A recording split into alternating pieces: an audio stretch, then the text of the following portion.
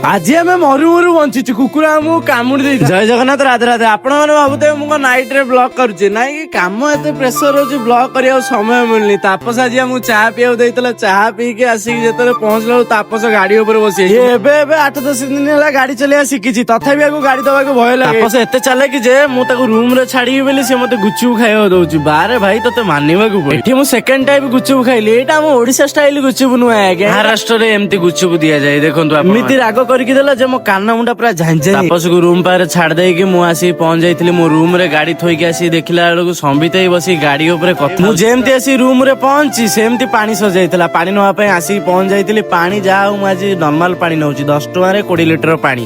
ଏଠି ପାଣି ଆମର ଏମିତି ସୁବିଧା, ଏଠି ପାଣି ବିନା ବହୁତ। ଯେମିତି ମୁଁ ପାଣି ନେଇକି ଆଇଛି ସେମିତି ଗୋଟେ କୁକୁର ଆମକୁ ଧରି ପକେଇଥାନ୍ତା ଗୋଡ। ନହେଲେ ଆମେ ଯାହା ହଉ ମୁଁ ଗାଡିଟା ସ୍ଲୋ କରିଦେଇଛୁ, ନହେଲେ ଆମ କୁକୁର ଧରି ପକେଇ। ରୁମ ରେ ପହଞ୍ଚି ଖାଇବା ଆମେ ଆରମ୍ଭ କରିଦେଇଥିଲୁ। ଖାଇବାରେ ଆଜି ଥିଲା 2 ପ୍ରକାର ରୁଟି ଆଉ ମାଛ ବେସର ତରକାରୀ। ଆଜିର ମୋ ମିନି ବ୍ଲଗ ଟା କେମିତି ଲାଗିଲା? ରହୁଛି ଜୟ Jagannath, Radhe Radhe. Like, comment, share କରିବାକୁ ନିଶ୍ଚିନ୍ତ ଭୁଲିବେନି।